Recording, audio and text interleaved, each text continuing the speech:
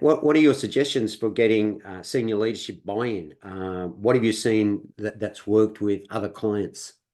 Yeah, so it's a huge challenge, right? Still see lots of companies struggling with this. It's getting better. We're getting lots more companies coming on board, mostly because of the legal obligations now in the psychosocial space. So people are moving in the right direction. When we still have leaders who say, "Oh, I'm not really putting budget towards this, not, it's not really a high priority."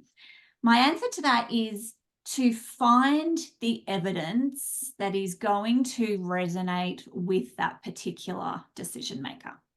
So Hmm. we are blessed now to have a plethora of evidence with the return on investment, the value on investment, and the legal obligations that go along with investing in employee wellbeing.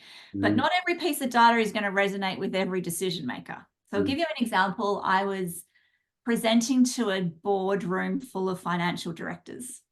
And I said to them, here's all the return on investment data. Here's all the value on investment data, all the, high morale, productivity, all these bits and pieces. And here's the legal obligations.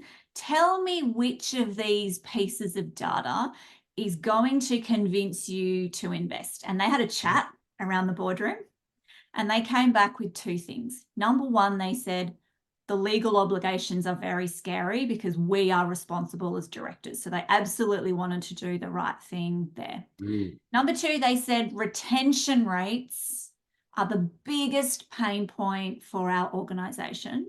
And we're Right. seeing that across every industry, right? Really hard to attract and retain employees. But Mm. it's also something really easy to measure. Mm. So they said if we can measure retention rates and if we can improve that by offering wellbeing support, that would be a really easy way for us to say, yes, we want to invest. Right. So on the Corporate Wellbeing Hub website, there is a whole business case written out under the resources tab. So I invite you to jump in there and have a look at the business case. Hmm.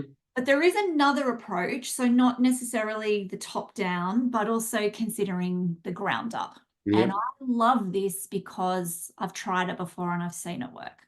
Mm. So this is inviting well-being champions, not people in HR roles, but any role of individual employees to put their hand up via an expression of interest and be a well-being champion. Mm. So there's an EOI template on the website to get you started. It's got selection criteria in there to show you how to do that. But if you haven't got top down, don't give up there. Start with ground up with wellbeing. And if you've got both, even better.